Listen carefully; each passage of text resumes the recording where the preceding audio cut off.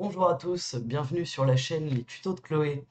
Dans cette vidéo, je vais vous expliquer comment on peut créer une clé USB bootable. Ça signifie que vous allez pouvoir, avec cette clé USB, démarrer votre ordinateur sous Windows pour ou bien réparer votre Windows existant s'il a des soucis. Si par exemple vous voyez que les mises à jour tournent en boucle, ou qu'il se met en réparation automatique à chaque fois que vous l'allumez et que ça ne se termine jamais. Si vous pouvez avec, par exemple, accéder à l'invite de commande afin de réparer votre système Windows ou tout simplement installer Windows au propre. Ça peut être réinstallé par-dessus un Windows défectueux ou sur un ordinateur où il n'y a encore aucun système. Alors, pour créer cette clé USB Windows, au choix, Windows 10 ou Windows 11, je vais vous montrer comment est-ce que l'on peut faire. Alors, vous allez aller sur Google et vous allez taper Windows Media Creation Tool, comme ceci. Mais je vous mettrai les liens en description en bas de cette vidéo.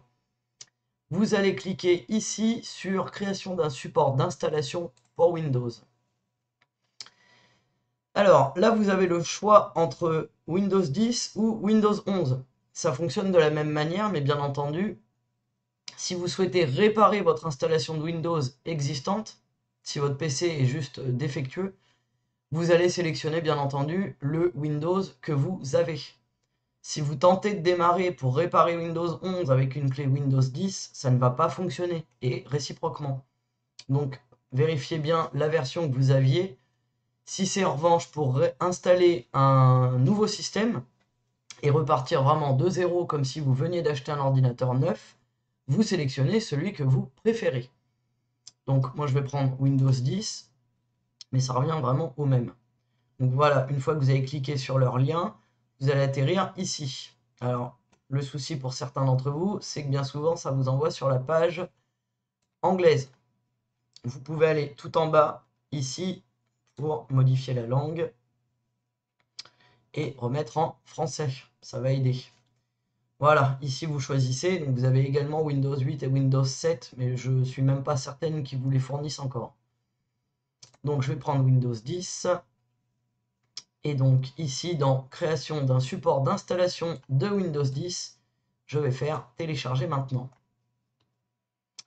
Hop, on va le mettre dans téléchargement. Et une fois que c'est téléchargé, vous voyez ici, Media Creation Tool, ça c'est donc l'outil de Microsoft. Vous cliquez pour ouvrir le fichier, ça vous met une fenêtre qui vous demande si vous autorisez oui ou non cette application à apporter des modifications à votre ordinateur. Vous cliquez sur oui. Et ça va vous ouvrir cette fenêtre. Préparation de certains éléments.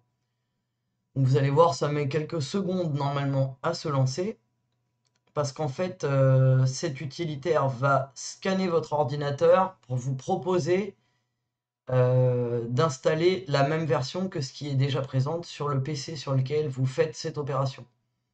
Donc si c'est pour réparer un autre PC que celui sur lequel vous vous trouvez pour faire cette manipulation, vérifiez bien que ce soit la bonne version. Donc là, vous allez lire ici. Une fois que vous êtes tout en bas, vous faites accepter. Voilà, ça va continuer de préparer certains éléments. On va attendre que ça se termine tranquillement. Ça ne devrait pas être trop long normalement. Vous allez voir que c'est un petit outil extrêmement pratique. Ça permet quand même bien souvent de réparer sans avoir à appeler un réparateur tel que moi. Ça vous fait faire de grosses économies si vous vous en sentez capable. C'est pas forcément le plus simple non plus. Voilà. Une fois qu'il a fini de préparer les éléments, il va donc vous proposer de mettre à niveau ce PC maintenant, ou de créer un support d'installation, clé USB, DVD ou fichier ISO pour un autre PC.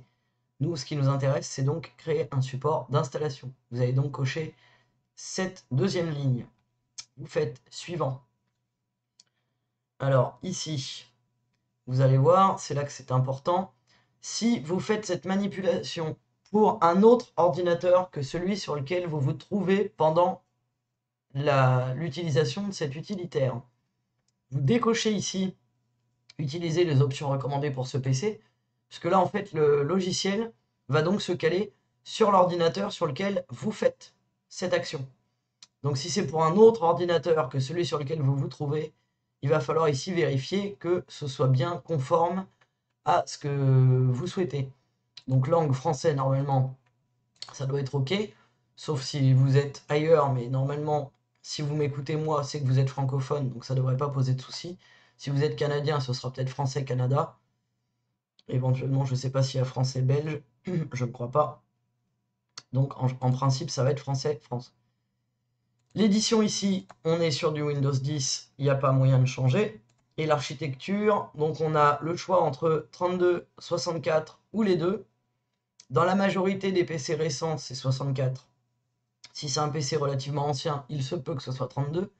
Si vous avez un doute et que vous n'êtes pas sûr, vous cochez les deux. Comme ça, en fait, les deux architectures seront montées sur la clé, et que ce soit l'un ou l'autre sur le PC que vous souhaitez réparer, ça fonctionnera. Donc en ce qui me concerne, je vais rester sur du 64, et vous faites suivant.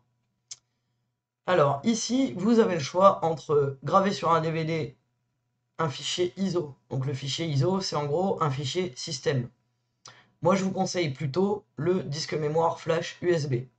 Alors, pour ce faire, vous vous munissez bien entendu d'une clé USB qui fasse minimum 8 gigaoctets de capacité. Si vous n'en avez pas, je vous invite à en acheter une, ça ne coûte pas très cher. Généralement, vous en avez même en supermarché, près de chez vous. Vous pouvez en trouver sur internet pour des prix relativement abordables également. Voilà, mais si vous avez en dessous de 8 gigaoctets, ça ne fonctionnera pas.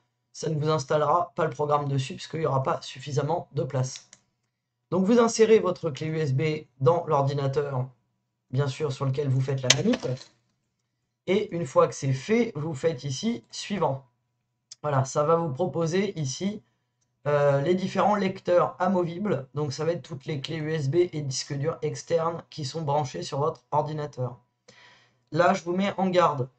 Si toutefois vous êtes comme moi, moi j'ai un disque dur externe, celui-ci là, qui est systématiquement branché sur mon PC. Faites bien attention de ne pas vous tromper. Si au moment de sélectionner le lecteur, vous sélectionnez, si vous avez plusieurs choses de brancher sur l'ordinateur en même temps, si vous sélectionnez le mauvais, il faut savoir que ça va effacer tout son contenu pour installer le logiciel. Donc ne faites surtout pas l'erreur de lancer l'utilitaire sur votre disque dur externe où vous avez conservé toutes vos photos de famille, par exemple. Sinon, ça va tout effacer et là, ce sera irréversible. Donc, si vous voulez être absolument sûr de ne pas faire de bêtises, débranchez votre disque dur externe, débranchez toutes vos clés USB et ne branchez que celles que vous avez réservées à cet usage. De cette manière, vous n'avez aucun problème. Je vais vous montrer. Là, pour le coup, moi, je vais laisser mon disque dur externe de brancher, mais je vais également brancher ma clé USB sur mon petit hub USB. Hop là. Je vais faire ici actualiser la liste des lecteurs. Vous voyez, maintenant j'ai 2 lecteurs. Et en ce qui me concerne, ça sera le E qui correspond donc à ma clé USB. Pour le coup, j'ai déjà installé ce petit utilitaire Windows. Donc je ne vais pas le refaire, mais vous faites suivant. Voilà, ça va vous mettre préparation de certains éléments. État d'avancement. Bon, bah, finalement, vous voyez, je vais le lancer. Donc tout ça, ça va se faire en quelques temps. Hein. Il faut quand même un petit peu de temps. Ça va prendre, je dirais, une bonne demi-heure. Facile. Parfois moins, parfois plus. Ça va dépendre de votre clé USB et de la capacité de votre ordinateur à effectuer l'opération. Donc ça, c'est donc pour la création de la clé. Maintenant, quand il va s'agir de démarrer un ordinateur sur la clé, un peu plus complexe. Alors, que ce soit un ordinateur portable ou un ordinateur de bureau, ça reviendra au même. La petite manipulation consiste. Vous allez, bien entendu, au préalable, brancher la clé USB sur l'ordinateur que vous souhaitez démarrer sur la clé. Selon les marques d'ordinateur, en fait c'est la marque de la carte mère, c'est un composant de l'ordinateur, ce ne sera pas la même manipulation pour tout le monde. Alors, en description en dessous, je vous mettrai une liste de pas mal de cartes mères différentes et quelles sont les touches sur lesquelles appuyer au démarrage de l'ordinateur. Je m'explique. En fin de compte, pour démarrer sur une clé USB ou un CD ou peu importe, il va falloir appuyer sur une touche dès le démarrage de votre ordinateur avant le logo Windows ou tout autre si vous aviez par exemple Linux d'installer. Dans la majorité des cas, ça va être F8 ou F12, mais parfois c'est d'autres touches. Des fois c'est une combinaison de touches. En gros, l'idée c'est que quand votre ordinateur, l'écran s'allume, vous allez immédiatement appuyer sur la touche qui sera indiquée sur la liste que je vous mets en description. Ça permet en fait de lancer ce qu'on appelle le BIOS. Le BIOS, c'est en gros le petit programme informatique qui est à la racine de l'ordinateur, qui se trouve là avant Microsoft.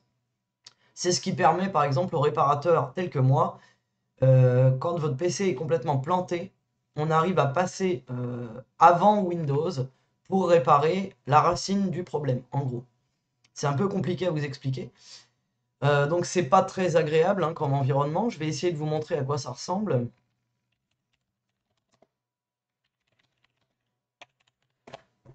En image. Voilà, vous voyez, pour la plupart, ça va être F10, parfois F2, parfois F6. Enfin bref, c'est bien ce qu'il vous montre. Et je vais essayer de vous montrer en image à quoi ça ressemble. Voilà, normalement, vous allez atterrir sur quelque chose qui ressemble à ceci.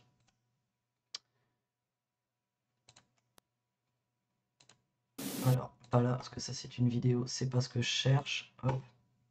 Voilà, mais ça va être un environnement comme ça, tout gris. Gris écrit en bleu. Et en fait, ce qui va nous importer ici, c'est le boot order. Voilà, donc quand vous aurez atterri sur ce style d'écran, vous allez voir en fait ici, alors souvent c'est écrit en anglais, vous avez généralement la possibilité dans le BIOS, donc c'est ça le BIOS, de modifier la langue, mais en fait c'est pas évident parce que bien souvent la souris ne marche pas toujours, bien souvent il faut naviguer avec les touches de votre clavier, mais honnêtement ça n'a rien de très complexe.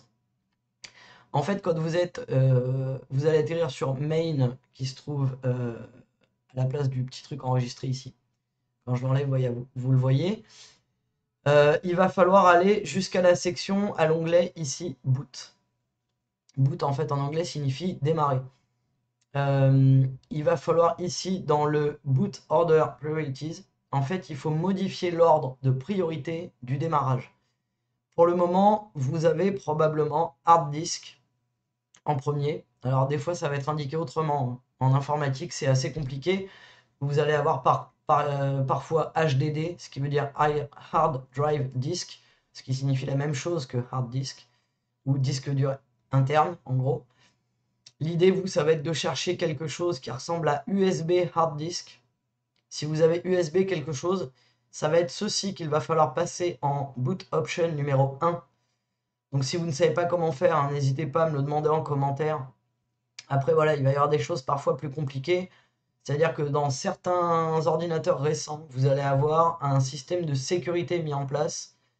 Voilà, alors ça peut s'indiquer ici. Mais je vous mettrai en lien incessamment sous peu. Je vais créer une petite fiche un peu plus détaillée pour vous expliquer comment faire. Parce que il faut parfois changer d'autres options pour pouvoir démarrer dessus, sur la clé. Mais bon, dans la majorité des cas, vous allez voir que c'est quand même très très utile. Et qu'une fois que vous avez démarré sur cette clé, vous allez accéder à des options de réparation, notamment, qui va vous permettre notamment d'accéder à la CMD, ce que je vous ai montré dans d'autres vidéos, et ça résout pas mal de problèmes. Donc la CMD, je vais vous montrer tout de suite, hop, c'est donc ceci. L'avantage, c'est que vous allez y accéder en fait à la racine de l'ordinateur, et que donc si vous ne pouvez pas démarrer votre installation de Windows qui était sur votre ordinateur depuis toujours, en passant par une clé USB, vous allez pouvoir accéder à ceci, ce qui va vous permettre, dans pas mal de cas, d'aller réparer le problème.